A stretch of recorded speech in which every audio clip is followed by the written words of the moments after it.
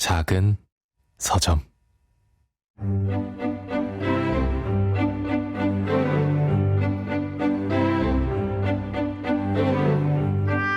안녕하세요. 작은 서점에서 인생책 코너를 맡고 있는 소설가 장강명입니다. 손에 어떤 것을 쥐고 있느냐에 따라 그 공간이 달라지는 것 같습니다. 커피를 마시면 카페가 되고 꽃을 들고 있으면 정원이 되죠. 책을 읽다 보면 지하철이든 기차든 그곳이 바로 독서 공간이 되는 것 같습니다. 정거장을 지나칠 정도로 흠뻑 빠져드는 독서의 세계, 쉽게 떠날 수 있는 일상의 여행이 아닐까 싶은데요. 지금 제가 있는 스튜디오에는 커피도 있고 조명도 있고 책도 있고 또 반가운 손님도 찾아오셨습니다. 저도 아직 적응이 되지 않은 이 낯선 공간으로 여러분을 모시겠습니다. 장강명의 인생책, 오늘의 손님을 만나보실까요?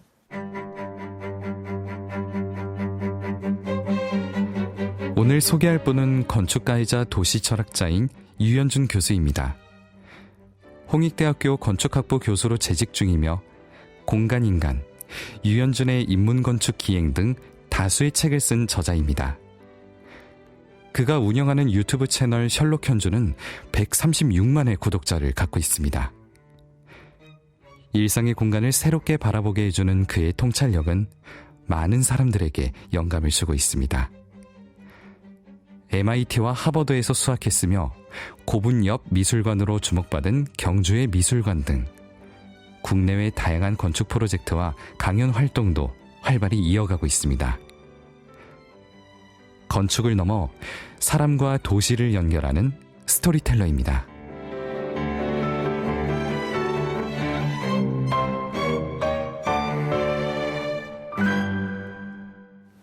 네, 유현준 교수님 안녕하세요. 네, 반갑습니다. 네, 작가님 오랜만에 뵙습니다. 네, 오랜만입니다. 네. 저희 간략하게 이제 교수님 네. 설명, 교수님 이제 양력 들었는데요. 네. 이렇게 저희 청취자분께 한번 인사 부탁드릴게요.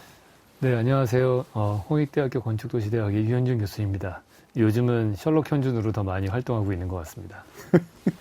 네, 앞서 소개드렸지만 유튜버이기도 하시고, 네. 그리고 최근 경주에 문을 연 미술관의 건축가로서, 또 대학에서 교수로서, 방송인으로서, 네. 저술가로서, 신간편의 저자로서, 네, 집에서는 이제 남편이자 아버지로서, 네, 되게 여러 가지 역할을 하고 계신데요. 네네. 어떤 역할을 제일 즐기세요? 어떤 역할 그리고 제일 편안하세요? 제가 그래도 제일 즐기는 거는 건축 설계할 때인 것 같아요. 네.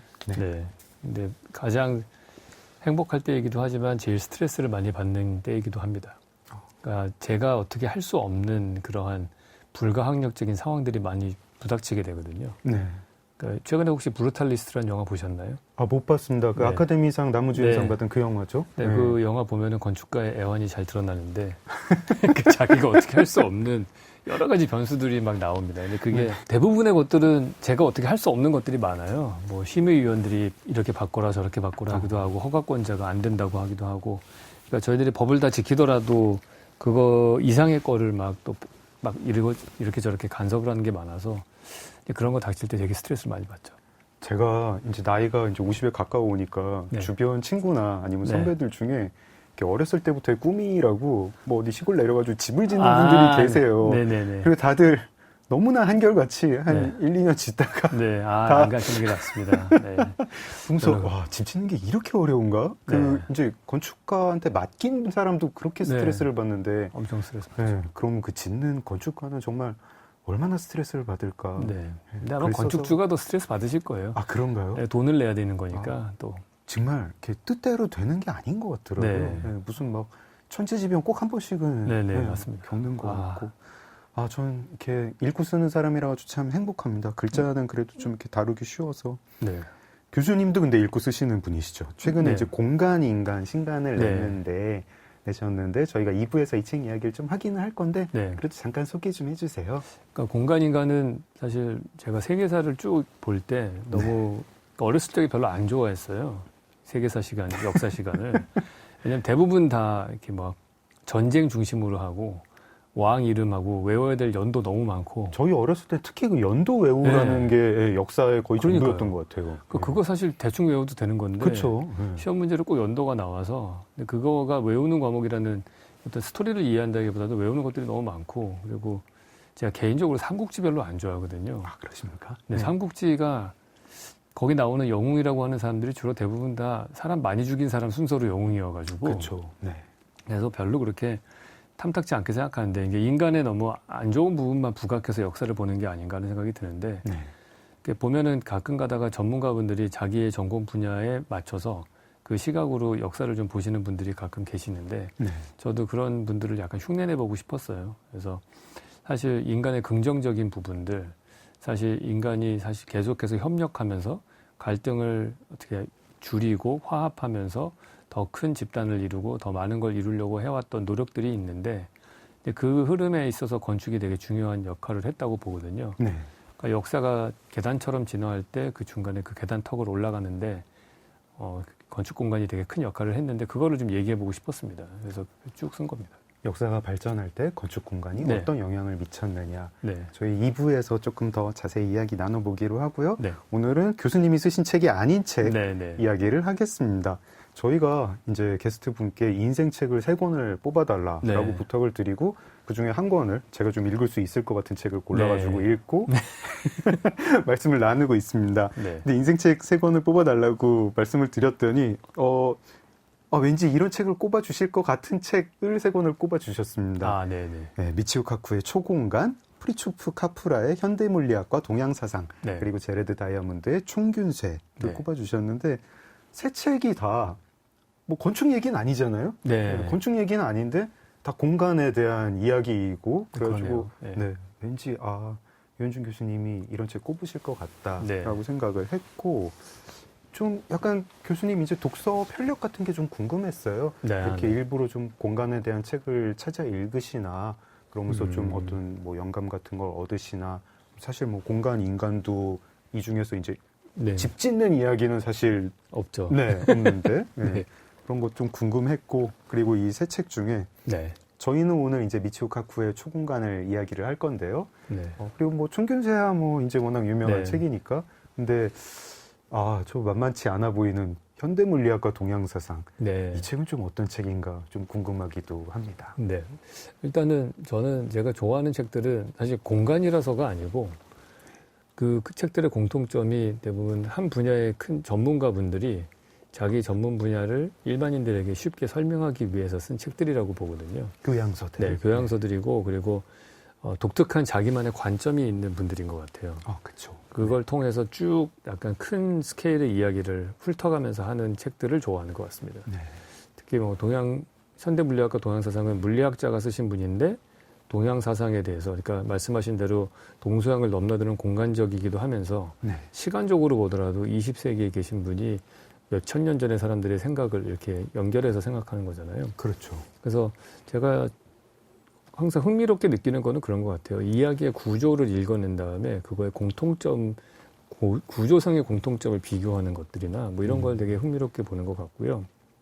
그래서 근데 이제 제가 독서를 할 때의 습관이라고 한다면은 저는 이제 건축에 대한 답을 찾기 위해서 건축 밖에서 꼭 답을 찾아야 된다고 믿는 사람이에요. 네.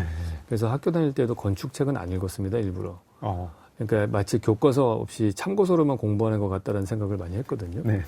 물에 빠진 사람을 구하려면 물 밖에 있는 사람이 건져줘야 되잖아요. 그쵸. 그러니까 건축의 답은 건축 안에 있지 않고 건축 외부의 분야에 있을 것이다 해서 주변을 이렇게 훑어봤는데 당시에 가장 유행하던 거가 현대 철학을 갖고서 건축을 많이 이야기하는 사조가 많았어요. 해체주의 철학이라고. 네. 그런 해체주의 건축 같은 게 유행하는 시절이었는데 근데 저분들은 철학 갖고 얘기하니까 저는 딴 걸 좀 찾아야 될 것 같은데 그래서 저는 찾은 게 현대물리학입니다. 네. 근데 딱 그때 대학교 1학년 때 현대물리학과 동양사상이라는 이 프리초프 카프라 책이 막 유행을 할 때였어요. 그 대학생들끼리 약간 좀 우리 좀 책 좀 읽네 하는 그런 동아리에서 이렇게 선정돼서 읽던 이게 70년대 나온 책으로 알고 있는데 제목만 들어봤는데 네. 저도 네. 대학생 때 이제 약간 유행했던 기억이 나는데 예. 그래서 읽어볼 엄두를 못 냈어요. 사실 그 책을 저한테 권해준 친구가 제 고등학교 때 짝인데 엄청 공부 잘하는 애였어요. 막 서울대 물리학과 가고 지금은 양자 컴퓨터 회사도 차린 김정상 교수라고 있는데 그렇게 이렇게 막 네. 10대 후반, 20대 초반 청년이 막 이런 책 건네주고 막 이런 네. 생활을 하셨군요. 저는 그러니까- 술잔 건네주고 막 이랬는데. 아니, 제가 저는 술을 안 마셔서 하여튼 그 친구가 이 책이 되게 좋다. 그러면서 이제 권해줘서 제가 리스펙트하는 친구니까 이제 물리학 전공자기도 하고 그래서 이제 그 책을 읽어봤는데 저한테는 되게 충격적이었어요. 네. 왜냐하면 이제 물리학하고 동양사상이라고 하면 동양사상은 저희가 고등학교 시절에 국민윤리 시간에 배우는 과목이고 네. 물리학은 물상 시간에 배웠던 건데 이제 두 개가 사실은 같은 이야기를 하고 있는 것이다. 이제 그게 되게 저한테는 되게 놀라웠고 아 이게 결국에는 우리가 하는 전공이라고 하는 거가 하나의 사건과 현상을 다르게 시점에서 바라보는 것뿐이구나. 이제 그거를 깨닫게 해준 그런 책이에요. 그래서 아 그렇다면 나도 건축을 갖고서 뭔가를 하려고 할 때 나만의 시각을 갖고서 다른 각도에서 이거를 하고 그거를 다른 분야에 적용할 수도 있겠구나. 이제 그런 생각을 좀 열게 해준 그런 책이었습니다. 그게. 교수님 저작도 좀 그런 것 같고, 네. 저는 이제 뭐 다른 공간, 다른 곳에서 이제 뭐 이렇게 공통된 개념을 뽑아낸다. 네, 근데 네. 저한테 되게 잊혀지지 않는 이제 교수님 책 중에 아마 도시는 무엇으로 사는가였을 것 같은데 네. 학교와 교도소의 아, 네. 공통점을 이렇게 네, 네. 얘기할 때 진짜 내가 교도소에서 한 십몇 년 살았구나 네, 네. 이런 생각했었습니다. 자, 오늘은 초공간을 이야기를 할 예정입니다. 본격적으로 이야기 나누기에 앞서가지고 미치오 카쿠의 초공간은 어떤 책인지 잠깐 소개 듣겠습니다.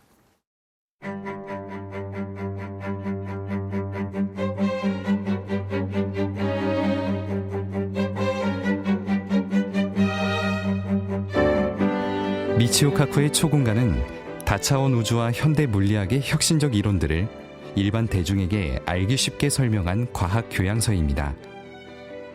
1994년에 출간된 이 책은 현재까지도 차원, 끈이론, 상대성 이론, 양자 역학 등을 다룬 입문서로 꾸준히 사랑받고 있습니다. 이 책은 복잡한 과학을 쉽게 설명하면서도 단순한 이론 설명에 그치지 않고 상상력을 자극하는 철학적 내용을 담고 있어 찬사를 받고 있습니다. 이 책을 통해 전공자가 아닌 일반인들도 현대 물리학이 어디까지 왔는지 우주에 대한 최신 패러다임을 엿볼 수 있습니다. 초공간의 저자 미치오 카쿠는 초끈이론의 창시자 중 한 명으로 끈이론과 우주론 분야에서 뛰어난 업적을 남긴 세계적인 석학인데요. 현재 뉴욕시립대 석좌 교수로 재직 중인 그는 수많은 과학 다큐멘터리와 방송의 해설자로도 활약하고 있습니다. 그는 과학이 미래를 예측하는 도구일 뿐 아니라 우리가 누구인지, 어디에서 왔는지, 어디로 가는지를 알려주는 가장 위대한 인간의 노력이라고 말합니다. 작은 서점 장강명의 인생책, 건축가 유현준 교수님과 함께하고 있습니다. 네, 교수님 이 책 원서로 읽으셨다고요? 네, 제가 이제 94년도에 나왔다고 아까 잠깐 소개가 됐는데 네. 제가 95년도쯤인가 그때쯤에 서점에서 발견을 하고 왜냐면 그 당시에 사이버 스페이스라는 게 되게 유행을 했었어요. 그랬죠. 가상 공간, 인터넷 가상 공간. 그래서 그 말이 그때쯤 네, 막 그때쯤 막 나왔죠. 나왔거든요. 윌리엄 깁슨이 네. 지어내서. 맞아요. 네. 그래서 이제 저도 건축가니까 스페이스인데 이 인터넷 공간을 왜 가상 공간이라고 부르는지 그 당시에는 사실은 거의 뭐 천리안 수준의 텍스트만 있고 뭐 이런 네. 수준이었는데 그러니까 그런 거에 관심이 많아서 이제 서점에서 스페이스와 관련된 책들을 막 찾다가 하이퍼스페이스라는 이 책을 발견을 했고요. 영어 원제가 하이퍼스페이스. 네. 그래서 궁금했습니다. 그래서 되게 표지도 되게 재밌었어요. 뭐 이렇게 그림도 약간 초현실적인 그림이 그려져 있고. 네. 그래서 뽑아서 읽게 된 책이죠. 네. 근데 사실은 뭐 이게 촉근 이론이나 뭐 이런 얘기들이 많이 나오는데 사실은 그 뒤에 복잡한 부분들은 다른 책이 더 설명을 잘하는 것 같고 이거는 차원에 대한 이야기를 하는 부분이 너무 좋았어요. 네, 앞부분에. 네, 앞부분에. 네. 네. 그게 저한테는 정말 눈이 열리는 것 같은 세상을 이렇게 보면 되는 거구나. 이제 우리 생각의 한계가 뭔가 뭐 이런 것들에 대해서 좀 명확하게 나에 대해서 좀 더 알게 됐다고 해야 되나요? 네, 그런 생각을 많이 했어요. 건축가 이야기도 중간에 나오는데 네. 조금 이따 여쭤보겠습니다. 일단 지은이 미치오 카쿠 소개를 좀 해보면은 이론 물리학계의 세계적인 석학이고 네. 미래학자인데 네. 과학 엔터테이너라고도 네. 이제 한국어 책에는 소개가 돼 네. 있더라고요. 하버드대를 수석으로 졸업하고 지금 뉴욕시립대 학교 석좌 교수로 있고 뭐 아무튼 이제 학자로서 대단한 사람인데 과학 저술가로도 대단해서 얄미운 분입니다. 베스트셀러 몇 권이나 쓰고 예, 네. 뭐 그런가 하면 이제 TV 프로그램 출연도 활발하고 네. 그런 셀럽이신데 네. 네. 교수님 활동이 겹쳐 보이더라고요. 아, 그렇게 볼 수도 있겠군요. 어떠십니까? 저는 한 번도 그렇게 생각해 본 적이 없네요. 아, 진짜로요? 네, 진짜로. 아니, 저는 이제 이분을 90년대 학창 시절에 알았으니까 저는 네. 이분은 그냥 그러니까 일본계 미국인이에요. 네네. 동양인인데 되게 똘똘하게 생겼어요, 그냥 딱 보면은. 근데 말을 되게 뭐랄까 설명을 되게 잘하셔가지고 네. 다큐멘터리 같은 거 봐도 되게 흥미롭고 그래서 저는 이분 책은 거의 다 읽었거든요. 그 이후로 나온 것들은. 근데 그렇게만 생각했지 뭐 사실 제가 지금 하는 거랑 듣고 보니까 좀 비슷하기도 하네요. 제가 방송 많이 나가고 그런 다른 거. 두 개에서 이제 공통된 네. 개념을 뽑아낸 건가요? 그렇기도 하네요. 근데 저하고 수준이 완전히 다르신 분이고 이분은 되게 훌륭하신 분인 것 같아요. 네. 저는 미치오 카쿠의 불가능은 없다라는 네. 책을 읽었었는데 네, 네. 그 책은 되게 재밌게 읽었었거든요. 네, 네. 그래가지고 이제 초공간을 교수님께서 이제 추천을 해주셔가지고 읽는데 이거 제가 제대로 소화를 못하는 책이구나, 어렵구나 이런 생각을 했습니다. 다행히 저희 코너가 무슨 책, 이 책 뭐 무슨 네. 내용이에요, 저희 방송만 보시면 그 책 뭐 안 읽어도 돼요 이런 내용이 아니고 네. 책을 요약해서 얘기하는 그런 코너가 아니고 왜 이 책이 교수님께 인생책이 됐는지, 교수님은 어떤 영향을 받으셨는지 이런 거를 주로 여쭙는 네. 코너라서 네네. 질문도 그런 걸로 드리겠습니다. 네. 근데 일단은 전 어려웠어요. 어려웠고 그리고 이제 이런 책을 읽을 때 제가 특히나 지금 이제 사회자의 위치에서 네. 되게 조심하게 되는 게 책을 제가 잘못 이해를 하고 아. 주화 인마가 잘못돼가지고 나는 그 책 이렇게 생각을 한다고 네. 믿고 있는데 사실은 네. 아닌데 막 네. 설명하고 다니는 그런 네. 경우도 종종 보잖아요. 네, 그렇죠. 네. 보이지 않게 보는데 그래서 이런 책 읽을 땐 좀 주화 인마를 어쨌든 이 전공자가 아닌 사람으로서 전공자의 책인데 교양 도서인데 잘못 내가 이것만 읽고 다 이해했다. 이건 이 내용이다. 네. 하는 걸 좀 경계해야 될 것 같더라고요. 그렇죠. 교수님 이제 다독가시고 되게 다양한 분야 책 읽으시고 이제 물리학 책도 많이 네. 읽으셨는데 이런 주화 인마를 좀 조심하는 어떤 뭐 교수님만의 노하우 그런 게 있나요? 저는 사실은 주화인마를 그렇게 경계하지는 않습니다. 그냥 주화 인마 그냥 네, 받아들이고 그냥 받아들여요. 왜냐하면 저는 특히나 말씀드린 대로 진짜 이걸 영어로 읽었다고 그랬잖아요. 네. 제가 영어 잘 못하거든요. 그렇기 때문에 한글로 읽었을 때보다 이해를 더 못했을 거예요, 아마 제가. 네. 그리고 저는 사실 약간 어렸을 적부터 제가 반도 이해 못하는 책을 많이 읽었던 것 같아요. 왜냐면 약간 좀 있어 보이고 싶어 했던 것 같아. 아니 근데 또 그럴 때 이렇게 뭐 생각이 커지는 네. 게 있습니다. 뭐 그래서 뭔가를 이해가 안 될 때 온갖 상상력으로 예를 들어서 이 책을 읽을 때 내가 한 20%만 이해를 했다. 나머지 80%는 저의 상상의 영역인 거예요, 거의. 거의 이거를 이해하기 위해서 온갖 상상과 그래서 그 빈자리를 메꾸는 거죠. 저는 그게 저한테는 얻는 게 더 많은 것 같아요. 이 사람의 지식을 100% 이해하는 것보다도 내가 이 사람을 이해하기 위해서 내 생각의 영역과 근육을 키워나가려고, 확장시켜 나가려고 하는 그 노력만으로도 그거를 이제 주와 인마라고 표현할 수도 있을 텐데, 그거를 저는 오히려 좋게 보거든요. 네. 그래서 뭐 제가 잘못 이해하더라도 사실 건축은 좋은 게 한 번 더 소화해서 건축에 들어가기 때문에 네. 별로 그렇게 저는 개의치 않고 오히려 그런 책들을 보면서 더 오히려 약간 즐기는 편이긴 한 것 같아요. 근데 이것도 독서의 방법인 것 같습니다. 네. 근육의 비유를 해주셨는데 네. 사실 이제 들 수 있는 것만 들면 근육이 안 네. 들잖아요. 네. 그렇게 무거운 거 들어가지고 근육이 파손이 네. 됐다가 회복될 그렇죠. 때 이제 성장을 하는 건데 네. 네, 주화인마된 마신 유현준 교수님을 모시고 네. 초공간 이야기를 해보겠습니다. 다행히 막 그렇게 이제 뭐 어려운 부분도 있기는 한데 재미있는 에피소드도 있고 뭐 네. 저자 경험담도 있고 어떻게 보면 뭐 19세기, 20세기 물리학 역사, 개론 이렇게 쭉 이야기하는 책이라 가지고 일반 교양 독자 수준에서도 이런저런 감흥이 들기는 해요. 그리고 막 이게 나만 이런 게 아니구나 하는 생각이 드는 게 이제 앞부분부터 나오더라고요. 19세기 말에 이제 초공간이라는 개념이, 고차원이라는 개념이 나옵니다.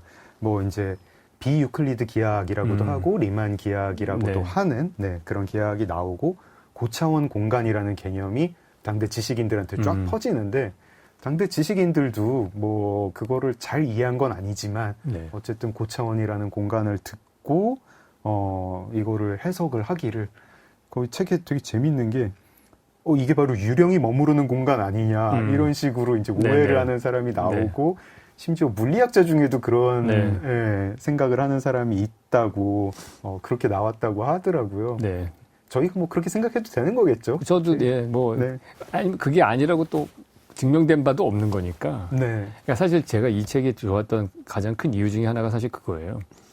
그러니까 저는 대학교 옛날부터 되게 교회를 다니면서 대학교 때는 열심히 교회 다니는 교회 오빠였거든요.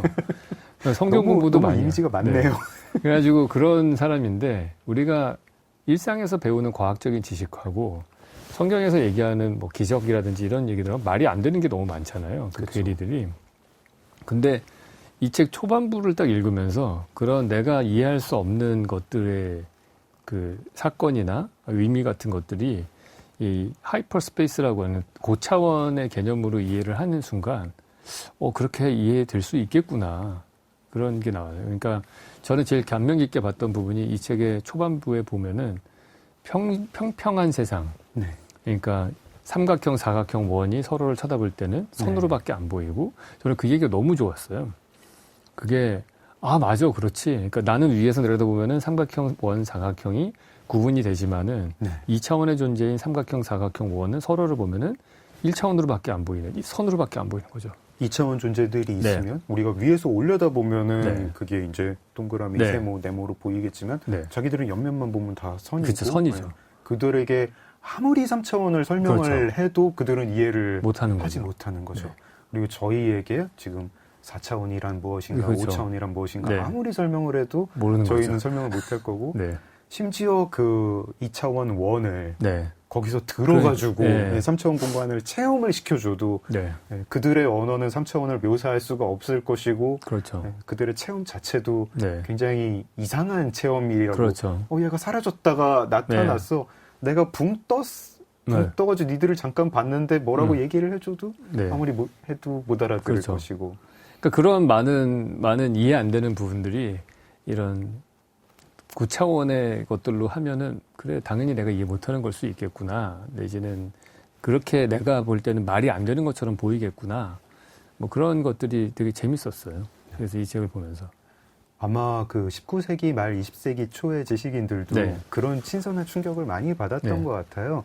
그래가지고 책에 보니까 피카소가 이제 그림을 그렇게 그리기 시작한 것도 그런 고차원 개념의 영향을 받았다고 하고 달리가 그림을 그렇게 시작한 것도 고차원 개념의 영향을 받았다고 하고 그리고 이건 정말 어라? 싶은데 심지어 레닌도 자기 사상에 영향을 받았다고 하고 레닌, 도스토옙스키도 저 도스토옙스키 되게 좋아하는데 봤더니 책에 언급한 구절이 있더라고요. 기억 안 납니다.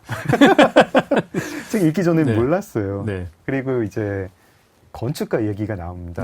이제 SF 작가 유명한 작가인 로버트 하인라인이 초공간을 소재로 단편 소설을 썼는데 이것도 그때 이제 고차원 개념을 가지고 쓴 건데 분명히 당시에 나오던 고차원 논의를 가지고 쓴 겁니다.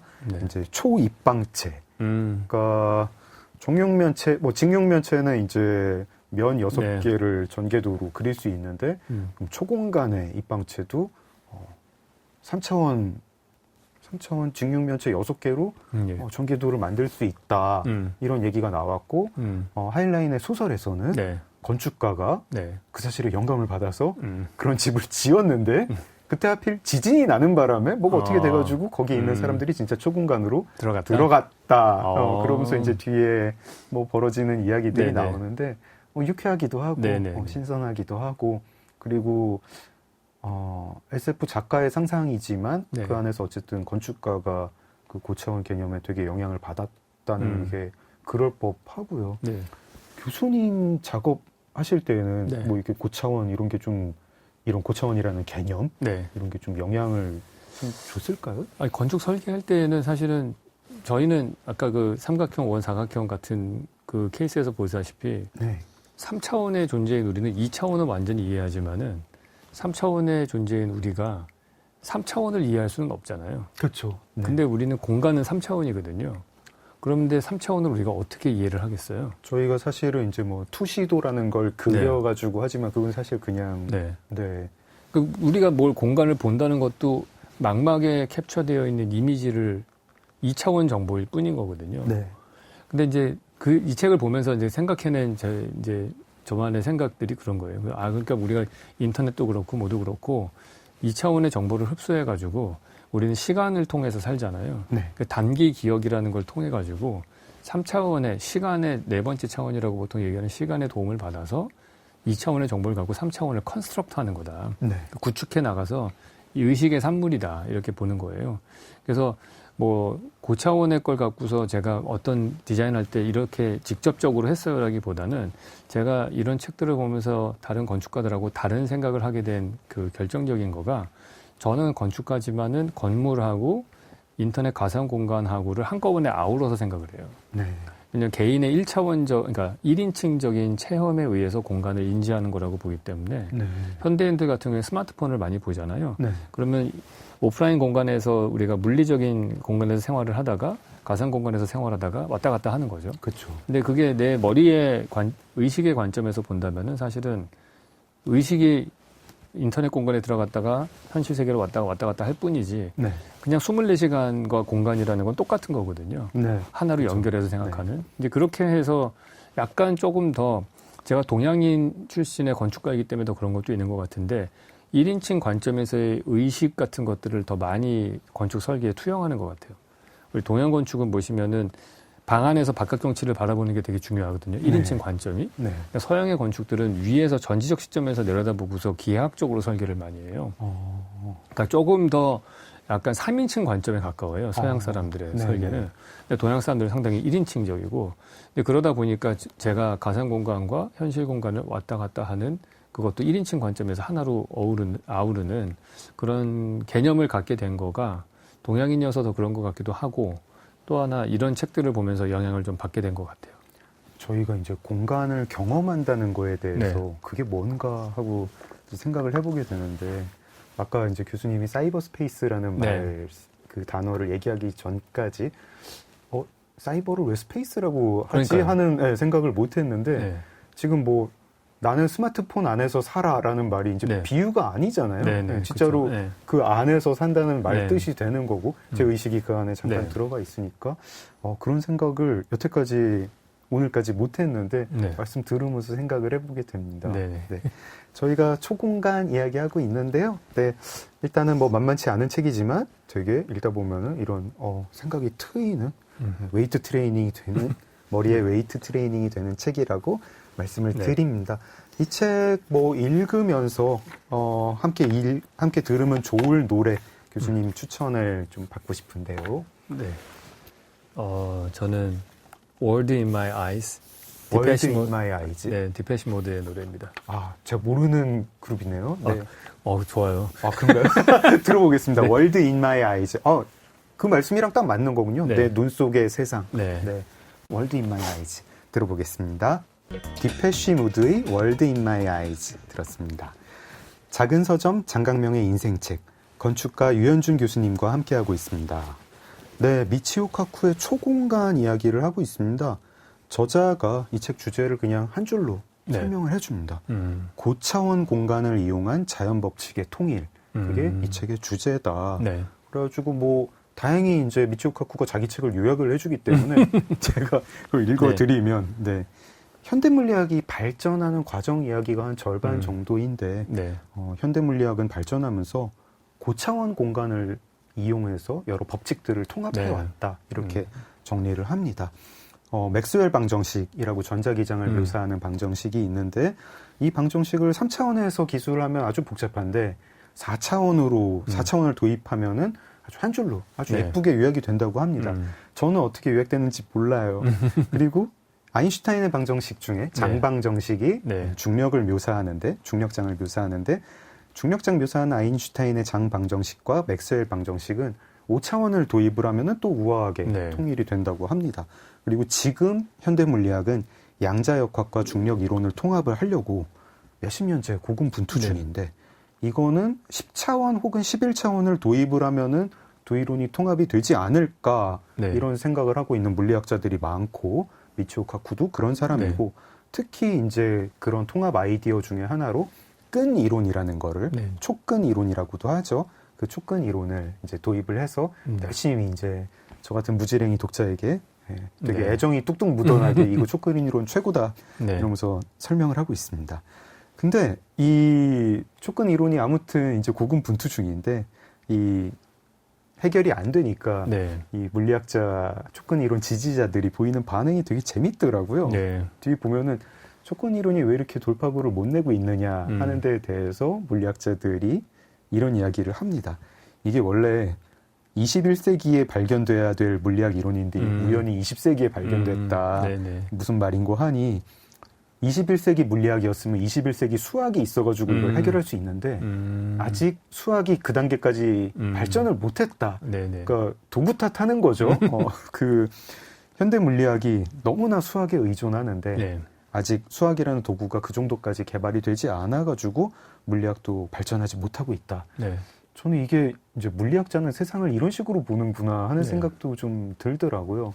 그리고 또 한편으로는 뭐 저도 소설가니까 네. 언어라는 도구에 의존하는데 그렇죠. 제가 뭐 소설이 안 써질 때 음. 새로운 언어가 나와야 된다 뭐 이런 생각은 안 하거든요. 네. 그리고 뭐 신조 한두 개 만드는 정도는 뭐 그냥 저도 뭐 만들면 만들지 하고 그냥 네. 만들면 되는데 네. 아, 물리학자는 이렇구나 싶기도 하고 그러다 이제 교수님 생각이 났습니다. 네. 건축가는 더 힘들겠다. 도구 때문에 네. 꿈을 실현하지 못하는 일이 진짜 많겠다. 아까 네. 이제 저희가 뭐 어떤 환경, 뭐 네. 제도적 환경 때문에 실현하지 못하는 일도 많지만 예를 들어가지고 뭐 재료공학이라든가 네네. 뭐 시공기술 같은 게 조금만 더 발전이 돼서 이게 되게 그 기술이 싸진다거나 그 재료를 좀 쉽게 구할 수 있게 된다거나 하면은 얼마든지 구현할 수 있는 이상이 있는데 네. 아, 나의 이상이 지금 21세기 재료공학, 22세기 재료공학이 네. 나와야 되는데 예. 뭐 이런 생각 좀 하시나요? 시공 기술 때문에 내가 지금 이 아. 이상을 실현을 못하고 있다. 제가 볼 때는 시공 기술 때문에 실현 못하는 것보다도 행정기관이 낙후돼가지고 못하는 게 더 많은 것 같아요. 아, 행정기관은 19세기, 네. 20세기 그러니까 중반. 정치와 행정이 못 따라가가지고 더 낙후된 네. 게 훨씬 더 많은 것 같아요. 기술적으로는 사실은 뭐 건축가들이야 숙명적으로 중력을 이겨야 되는 그런 숙명을 갖고 있기 때문에 네. 그거는 뭐 우리가 반드시 풀어야 되는 거고 그 중력을 이기는 방법이 시대와 지역에 따라서 어디는 나무를 쓰고 어디는 돌을 쓰고 어디는 철근 콘크리트를 쓰고 계속 바뀌거든요. 그러니까 재료가 바뀌면은 그 중력을 이기는 방법이 계속해서 급격하게 발전하고 변화되는데 네. 사실 지금의 건축가들은 재료에 의해서 뭔가 뭐 새로운 건축을 하겠다라는 그러한 이상보다도 너무나 많은 사람이 모여 살기 때문에 복잡한 상황을 풀기가 더 어려워요. 네. 옛날 사람들은 그냥 더 튼튼한 재료를 갖고서 더 높은 건물을 지으면은 이 문제가 해결될 거라고 생각을 했었거든요. 네. 20세기 초반의 사람들이죠. 그래서 더 많은 사람들에게 집을 싸게 공급하면 해결될 것이다 생각을 했는데 제가 볼 때 우리 세대의 건축가들이 갖고 있는 문제는 그러한 재료를 통해서 못 보던 공간을 만들고 이거보다도 1000만 명씩 모여 살고 막 몇억 명이 모여 사는 그런 메트로폴리스, 메갈로폴리스 같은 경우에 네. 그 안에서 너무나 복잡한 사람들의 행태들이 나타나잖아요. 네. 인간은 사실은 수렵채집 이후에 본능은 바뀐 게 거의 없는데 네. 밀도는 수천 배가 올라간 상태고 네. 그러면은 멀리 떨어져 있던 사람이 가깝게 붙어 살면은 갈등이 생길 수밖에 없고 네. 집단의 규모가 커지게 되면은 복잡성은 더 높아질 수밖에 없잖아요. 네. 그거를 푸는 기술이 사실은 건축 디자인으로 풀어줘야 되는 부분이 있는데 그거를 이렇게 하면 풀 수 있을 것 같아라고 생각은 다 해요. 네. 그래서 뭐 이런 도시를 만들면 되고 이런 건축을 만들면 돼. 근데 그게 법이 못 따라가는 경우가 많고 네. 행정적으로 안 되고 그래가지고 그게 이루어지지 못하는 경우가 훨씬 더 많죠. 저희가 사실 뭐 이제 법, 제도 이제 네. 이게 뭐 시대 못 따라간다 이런 얘기는 뭐 어느 네. 분야에서나 하는데 특히 이제 뭐 건축, 뭐 도시 환경 이런 분야에서는 더 많이 하는 것 같고 그것도 사실 뭐 그 법조인들이 뭐 한 분 한 분 뭐 시대에 뒤떨어지거나 네. 아니면 뭐 관료분들이 뭐 되게 사악하거나 이런 네. 건 아니잖아요. 네. 근데 정말 말씀대로 규모가 커져서 그래요. 네. 1000만 명이 사는 네. 도시를 거기서 가버넌스를 어떻게 네. 해야 될 거냐라는 컨셉 자체가 지금 저희가 너무 당황스럽고 네. 이거 여기서 어떻게 사는 삶이 좋은 삶이지 음. 모르겠고 하다 보니까 되게 이제 법은 정말 최소한의 것만 사람들이 그리고 합의할 수 있는 것만 네네. 하다 보니까 저희가 어떤 건축으로 이거를 돌파를 할 수 있을 것 같다, 해결을 할 수 있을 것 같다라는 그런 생각이 나와도 다른 부분이 이걸 소화를 못하는 네, 그렇죠. 것 같습니다. 특히 외국보다 우리나라가 더 심한 것 같은 이유가 외국은 그래도 기본적으로 개인에게 자유를 주고 너가 거기서 잘못하면 그거에 대한 책임을 물을게. 네. 그러니까 자유와 책임의 자유가 먼저고 나중에 책임이라면은 우리는 아니야. 우리는 정부가 많이 책임을 져줘야 돼. 네. 그러니까 얘네들이 잘 나약하고 잘 모르고 약한 존재니까 일단 금지하고 네. 그리고 안전하면 그때부터 조금씩 풀어줄게. 약간 그 문화적인 차이가 있어서 이 대한민국에서는 혁신적인 거가 나오기가 되게 어려운 풍토가 아닌가 생각이 들어요. 아, 그렇습니다. 건축가도 고군분투를 하고 있고 네. 물리학자도 고군분투를 하고 네. 있습니다. 소설가는 소설 열심히 쓰겠습니다. 네.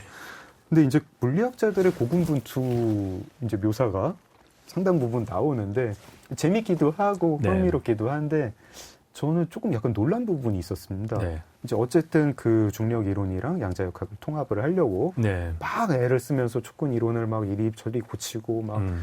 쪼물락쪼물락 하면서 이 물리학자들이 되게 생각보다 네. 어떤 우아함, 아름다움 이걸 음. 되게 신경을 많이 쓰더라고요. 네. 저는 뭐 맨날 이렇게 과학자분들이 뭐 과학은 아름다운 거예요. 과학이 뭐 아름다움을 추구해요. 뭐 이런 얘기를 하실 때는 네. 약간 좀 립서비스도 있고 아. 네, 그리고 이제 뭐 해놓고 났더니 아름다워가지고 뭐 인간으로서 거기에 네. 이제 감탄할 수 있으니까 네. 그런 건 줄 알았는데 그게 아니라 작업하는 내내 이거 아름답지 않은데 이런 생각을 하고 네. 그리고 심지어 제가 이제 그냥 이제 뭐 고등학생 수준에서 배웠던 거로는 잘 이해가 안 가는 네. 이 이론은 너무 아름답기 때문에 진실일 것이다. 네. 이런 얘기를 하면서 물리학자들은 이런가 보다. 근데 어쨌든 그분들도 이제 직관이라는 거를 예, 그냥 뭐 이렇게 교과서에서 나오는 게 아니라 본인의 직관을 가지고 할 때 그 직관의 아름다움이 되게 중요한 역할을 하나 보다 싶었는데 건축가 어떻습니까? 아니, 그러니까 저는 이 물리학자가 아름답다고 느끼는 포인트가 우리랑 다를 것 같아요. 아, 그렇습니까? 우리는 수식을 봐도 아름다운지 안 아름다운지 모르잖아요. 네. 그러니까 뭐 예를 들어서 저도 건축을 하면 어떤 평면들을 보면 되게 아름다워요. 아. 그게 딱 이게 직관적으로 딱 봤을 때 이거는 잘 풀렸을 것 같아. 그게 같은 거 아닐까요? 네, 그게 같은 거죠. 그러니까 네. 저는 계속 그 경험이 누적이 되니까 학생들이 도면을 딱 갖고 오면은 이 친구가 며칠 동안 고민해가지고 평면들을 갖고 왔잖아요. 네. 딱 보고서 1초면 알아요. 이게 잘 풀렸는지 안 풀렸는지. 그거랑 비슷한 것 같아요. 계속 그 빅데이터가 쌓이고 그 경험이 쌓이니까 이거는 문제를 풀 수 있을 거라고 이제 미리 알게 되는 거죠. 직관적으로. 그러니까 물리학자분도 아름답다고 느끼는 거는 아직 증명은 다 안 됐지만은 내 경험상으로 봤을 때 이게 딱 보면은 이건 됐을 것 같아. 조화가 좀 된 것 같아라고 딱 느끼시는 바가 있을 것 같아요. 저도 가끔 뭐 이제 뭐 좀 어려운 소설이나 아니면 어려운 평론을 읽었을 때 무슨 말인지 모르겠지만 이건 왠지 헛소리인 것 같아 라고 할 때가 있고 내가 이해는 못하지만 이거 좀 심오한 것 같아라고 바로 알 때가 있는데 그게 본인의 빅데이터에 의해서 나오는 직관적 판단이겠죠. 저희가 그런 걸 아름다움이라고 그런 순간에 아름다움을 느끼나 봅니다. 네. 그래서 저는 아까 말씀하신 거 중요한 얘기가 양자역학하고 그냥 그 장이론하고 어떻게 합쳐가지고 뭐 하나를 만들려고 한다고 했잖아요. 네. 저는 그 과학자들의 그러한 태도가 너무 아름답다고 봤어요. 그러니까 이게 이 사람들이 다 어쨌든 물리학적으로 증명하고 수학적으로 증명하고 실험적으로 증명해가지고 막 해가지고 나온 이론들이잖아요. 한 분야에서. 근데 그것들이 서로 충돌을 이룬단 말이에요. 근데 보통은 우리가 이게 사회에서 정치 영역에서 특히나 나타나죠. 두 개가 우리가 볼 때 이게 맞고 이게 맞아라고 했는데 둘이 충돌을 일으키잖아요. 그러면 둘 중에 하나가 옳은 거야라고 보통 얘기를 하잖아요. 우리는 그걸 선택하게끔 강요당하고. 근데 이 물리학자들은 그게 아니고 우리가 불완전해서 그런 거니까 제3의 답이 있을 거야. 그 두 개를 통합하는 게 있을 거야. 저는 그런 정신 태도가 그러한 애티튜드가 너무 마음에 들어요. 그러니까 힘으로 그래서 양자역학이 다른 것들을 누르고 뭐 이게 아니고 우리가 좀 더 지혜로워지면은 이거를 다 아우를 수 있는 정답을 찾을 수 있을 것이다. 그러니까 건축가가 하는 일이 사실 다 그런 거거든요. 그러니까 건축주가 갖고 오는 예산의 제약과 법규와 뭐 여러 가지 디자인 미적인 것과 이런 복잡한 것들이 이해 충돌을 일으킬 경우가 되게 많아요. 근데 이제 그럴 때 저와 우리 사무실의 모토는 네가 충분히 똑똑하면은 두 가지를 다 만족할 수 있을 것이다. 그 차원에서 네, 그 차원에서 해결하면 된다. 더 단순한 답을 찾고 더 우아한 답을 찾으면 그거를 다 해결할 수 있어야 된다. 그렇게 얘기를 하거든요. 그러니까 그런 태도하고 좀 비슷한 것 같아요. 이 미치오 카쿠도 그래서 뒤에 가면은 네. 뭐 사실은 이제 물리학자로서는 월권이죠. 근데 네. 뭐 과학과 인문학의 통합 아. 뭐 이런 이야기도 좀 하고 네. 네. 인류의 미래 뭐 음. 이런 이야기도 하고 건축에 또 그렇게 볼 수 있겠군요. 네. 저는 저런 것도 좀 신기했습니다. 이제 물리학자들이 이 이론 물리학자들이 되게 뭐 그들도 뭐 서로 라이벌 뭐 경쟁심이 네. 있겠죠. 네, 있겠고 그렇죠. 뭐 누가 더 뭐 성취를 거두느냐, 누가 먼저 이거를 그렇죠. 완성하느냐 있을 텐데 되게 또 끈끈하기도 하더라고요. 네. 이제 공통의 어떤 과업이 있고 이거를 향해서 같이 가고 서로 정보 교환하고 그렇죠. 그러다가 이제 누가 진짜 어떤 진척을 이뤄내면은 진심으로 감탄해서 네. 아 대박이다. 네. 네. 뭐 내가 사이 안 좋을 수도 있지만 그렇죠. 이건 대박이다. 이런 경우도 있는데 그런 어떤 생각의 공동체랄까? 네. 뭐 이렇게 작업의 공동체랄까? 이거를 같이 하는구나. 이런 생각이 들면서 조금 부럽기도 했습니다. 네. 왜냐하면 소설가들은 그런 건 없거든요. 뭐 문학의 공동 과업이 있어가지고 네. 뭐 누가 뭐 우리가 다 같이 이렇게 이루어야 되는 성배가 있는데 뭐 누가 먼저 갔다 뭐 이런 식으로 생각은 하진 않는 것 같아요. 제가 책을 읽으면서 저는 그런 생각의 공동체가 있다면 어디에 네. 소속돼 있나 생각을 해보니까 저는 오히려 독자들이랑 같은 공동체에 있다. 네네. 독서 공동체에 좀 같이 있는 것 같고 제가 뭐 칼럼을 쓸 때도 네. 뭐 소설가가 뭘 해야 된다 이런 제안을 하진 않아요. 네. 근데 뭐 출판 정책, 뭐 독서 정책, 도서관 정책이 이렇게 바뀌어야 된다. 뭐 이런 생각을 네. 할 때 그런 제안을 할 때 제가 독서 공동체, 독자 공동체의 일원이다. 이런 생각을 하는 것 같습니다.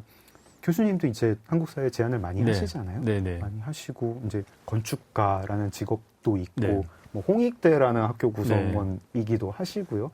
교수님 혹시 나는 어느 공동체에 소속돼 있다. 혹은 내가 한국 사회의 어떤 도시 문제에 대해서 이런 제안을 한다라고 할 때 어떤 공동체 일원으로서 제안을 한다. 이런 저는 그냥 인류 공동체라고 생각합니다. 인류 공동체. 인류 공동체요? 이류 말고 그러니까 인류들은 배제하는 그러니까 휴먼 맨카인드 휴먼. 쪽으로 보는 것 같아요. 저질 유머 죄송합니다. 아까 저는 과학자들이 그렇게 이런 거 성취했을 때 같이 축하해주고서 인정해주고 하는 게 좋다고 하셨는데 저는 네. 그분들이 그래도 그렇게 할 수 있었던 거는 그분들이 하는 일의 목적이 자기보다 더 큰 숭고한 목표를 갖고 있기 때문이라고요. 그러니까 자기들이 연구하고 애쓰고 하는 거의 목적 자체가 내가 유명해지고 성공하기 위해서라기보다도 네. 그거보다 더 큰 약간 큰 목적을 두고 있다라고 보거든요. 자기보다 더 큰 목적이죠. 그게 돼야지만이 그런 잘못된 판단을 안 하게 되지 않나 생각을 합니다. 그래서 저도 건축을 하지만은 저는 대한민국 건축계를 대변하거나 뭐 어떤 홍익대학교를 대변하거나 이러고 싶지는 않고요. 그냥 우리가 제가 디자인하거나 뭔가 하는 그런 창의적인 아이디어 같은 것들이 좋으면은 전 세계적으로 카피도 많이 되고 약간 적용도 많이 돼서 좀 잘 쓰여지고 그러니까 이미 선배들이 많이 이루어 놓은 것들이 과학과 마찬가지로 건축도 있거든요. 그러니까 그 전에 거가 없었다면 예를 들어서 그리스 반원형 극장이 없었으면 콜로세움을 만들 수 없었을 거고 콜로세움이 없었으면은 뭐 지금의 엠파이어 스테이트 빌딩 같은 것도 없었을 거고 그러한 과거의 발전에 디디고서 그 다음 단계를 만든 거기 때문에 그게 이제 이 공간인간이라는 책에 나오는 얘기들인데 네. 그렇기 때문에 저도 역시 거기서 한 조금이라도 이렇게 돌 하나라도 얹어서 진일보하는 데 기여를 했으면 좋겠다. 근데 그게 무슨 목적이냐는 중요하겠죠. 그게 누구를 드러내고 과시하고 하는 쪽으로 갈 거냐 아니면은 뭐 어떤 여러 가지 뭐 국가 경제 발전으로 할 건 여러 가지가 있겠지만은 이제 저는 개인적으로는 더 많은 사람들이 화목하게 살게 하는 공간을 만드는 데 포커스를 맞추거든요. 그리고 그런 거를 성취한 사람들 건축가들의 업적이 대단하다고 느끼고 그런 부분에 좀 차이가 있는 것 같아요. 이게 이제 뭐 이렇게 해석할 수도 있지 않을까 싶습니다. 나는 인류 공동체의 네. 일원이다라고 네. 하는 사람은 네. 나는 이제 어떤 작은 그 분과의 일원이 아니고 남의 분과까지도 네. 약간 내 일처럼 생각한다라는 네네. 생각도 되고 그리고 사실은 이제 저희가 이렇게 나아가야 할 바는 저도 그렇게 생각을 하거든요. 네. 여기 문제랑 여기 문제를 그 차원에서 통합을 네. 하면 여기 문제도 해결하고 저기 문제도 해결하고 우아하게 해결할 수 있지 않느냐 네. 이런 생각인데 사실 그 사람이 출신이 있잖아요. 네. 미치오 카쿠는 물리학자고 장강명은 소설가고 네. 근데 이 사람이 그 자기가 머무는 그 차원에 있지 않고 더 위의 차원에서 다른 분야 얘기까지 이렇게 해가지고 네. 뭐 우리가 뭐 그걸 통섭이라고 부르든 뭐라고 네. 부르든 인류의 문제에 대해서 제안을 하면 다른 분야에 있는 전문가들이 네. 네가 뭔데? 아니, 그러니까 그게 그거를 해서 타 분야로 넘어간다기보다도 네. 그런 걸 통섭을 해서 자기 분야에서 진일보를 시키면 되지 않을까 생각이 들어요. 교수님은 조금 개인적으로 그런 이제 뭐 공격을 받으시거나 네. 그러지 않으신가요? 아, 뭐 예를 들어서 제가 막 이런 역사 얘기하면 역사학자들이 별로 안 좋아할 거고 뭐 심지어는 한국 건축에는 뭐 무슨 제가 미국 건축사만 갖고 있고 한국 건축사가 없는데 그럼 한국 건축사들이 또 미국 건축사 가진 저보고 또 뭐라고 그러기도 하고 또 계속해서 편가르기를 하는 분들은 항상 있어요. 네. 근데 이제 그런 거를 귀담아 듣고 신경 쓰면서 일을 하다가는 아무 일도 못하는 게 세상이기 때문에 이제 제일 좋은 거는 그냥 계속해서 뭐 저항이 있더라도 그냥 자기가 좋아하는 일을 하면서 앞으로 나가는 수밖에 없지 않나 그런 생각은 해요. 이렇게 큰 얘기할 때 그래서 네. 그 차원에서 네. 큰 얘기를 할 때 그리고 좋은 제안을 할 때 되게 치사하게 공격하는 방법 중에 하나가 네. 뭐 디테일 잡아가지고 그렇죠. 막, 네. 그런 것들이 그런 당연히 것더라고요. 있죠. 그래서 예전에 제가 그 방송계에서 저보다 선배였던 분이 저한테 그런 얘기를 한 적이 있어요. 무슨 자기가 이제 안 좋은 얘기를 듣거나 피드백을 받을 때 하는 방법은 그냥 계속 자기 일을 많이 하는 거래요. 많이 해서 덮어버린다고 하더라고요, 자기는. 그러니까 그거를 찾아가가지고 뭐 그거 아니고 당신이 오해했고 뭐 이렇게 하는 순간 결국에는 그게 그 양자 물리학과 일반 물리학이 싸우는 것 같은 싸움밖에 안 되고 토론이 잘 안 되거든요. 네. 왜냐면 그 상대방 자체가 좋은 의도로 한 것들이 아닌 경우가 대부분이기 때문에 네. 결국에는 더 넓게 바운더리를 치고 더 많은 것들을 계속해서 그냥 자기가 발전할 수밖에 없지 않나 그런 생각을 들어요. 그거를 맞대응해봤자 아무 네. 뭐가 나올 게 그렇지는 없고 네, 그렇다고 네. 봅니다. 그렇습니다. 초공간 책 정말 읽다가 저는 아마 뭐 한 90%쯤 이해 못하지 않았을까 싶은데 이해를 못하면서도 되게 이상한 생각들을 하게 됐습니다. 네. 뭐 재미있는 생각 같은 거, 네. 평소에 못하던 생각 같은 네. 걸 했는데 이제 뒷부분에 가면은 촉근 이론이 만약 맞을 때 네. 그리고 뭐 촉근 이론을 통해서 할 수 있는 굉장히 희한한 이야기들을 많이 해요. 네. 시간 여행도 가능할 수 있고, 예, 웜홀도 가능할 수 있고, 이것도 가능하고 저것도 가능하고, 네. 우리 상식을 되게 뒤엎는 일들이 사실은 그렇죠. 그렇게 SF가 아니라 과학적으로 입증될 수도 있다. 이런 네. 얘기를 하면은 이게 그냥 뭐 이제 SF 영화를 볼 때하고 다른 느낌이 들고, 어라? 하는 생각이 들고, 네. 내가 당연하게 생각했던 거 한번 검토하게 되는데, 저 같은 경우에는 이제 뭐 그런 생각이 들었어요. 책에 나오는 이야기는 아닌데, 네. 책에는 이제 타임머신까지는 나오죠. 네. 네. 타임머신이 나오고, 타임머신이 들어서면 이제 뭐 어떤 패러독스가 네. 굉장히 복잡하게 열릴 것이다. 네. 이런 생각이 드는데, 저는 그러고 나니까, 그러면은 우리가 과거로 가서 네. 막 원인이랑 결과 이렇게 막 뒤바꿀 수 있고, 네. 그러면 윤리는 도대체 어떻게 되는 걸까? 내가 무슨 잘못한 거를 내가 이제 거기에 책임을 져야 되는 거, 네. 우리가 이제 윤리적 태도, 도덕 이런 거는 그걸 바꿀 수 없으니까 내가 책임을 져야 되는 건데 가서 바꾸면 되지 않냐? 그러면 이게 가능하면 사람의 윤리라는 거는 인과율이랑 뭐 시간 여행이랑 네. 무슨 관계가 있을까 이런 생각을 하다 결론은 못 내리고 하여튼 그랬는데 근데 뭐 요즘에 마블 영화 같은 거 보면은 옷을 네. 바꿔도 이게 갈래가 쪼개져서 그거는 그대로 유지되는 거고 뭐 그런 다른 얼터네이션이 나오는 것 뿐이다 뭐 이렇게 얘기를 하잖아요. 평행 우주가 있다. 네, 평행우주 얘기로 갈 수밖에 없는. 네. 근데 뭐 결국에는 그 정도까지의 인간이 존재가 된다면은 저는 윤리라고 하는 거는 그냥 그런 존재가 아니던 인간들이 만들어낸 프레임일 뿐인 거고 네. 그 시대에 맞는 윤리가 나오겠죠. 저희가 그러니까 결국엔 이제 이론 물리학 얘기를 하다가 네. 내가 단단히 믿고 있는 윤리가 네, 그냥 그렇게 우리 시대의 그냥 어떤 그냥 한계일 뿐이라고 저는 생각을 해요. 그래서 저는 건축 역사를 공부하면서 그런 걸 많이 느끼는 게 네. 건축에서 몇천 년 전에 지어진 피라미드가 뭐 대단하고 하지만 그 당시에 그게 뭐 노예로 만든 걸 수도 있고 뭐 엄청난 학대가 있을 수도 있고 21세기의 윤리적인 잣대로 5,000년 전의 어떤 행위를 판단을 하고 이렇게 바라보게 되면은 이게 정말 본질적인 걸 못 볼 수가 있다고 보거든요. 그래서 시대가 바뀌면은 항상 세상을 읽어나가는 가치관이나 윤리들은 계속 바뀌는 거니까 특히나 아니 시간을 거스르지 못하는 게 당연한 건데 그거를 뒤집을 만큼의 능력을 가진 인간이라면은 그게 뭐 역사 초기에 그 20세기의 21세기의 인간과 같은 인간이라고 보기는 어려울 것 같아요. 작은 서점 장강명의 인생책 건축가 유현준 교수님과 함께하고 있습니다.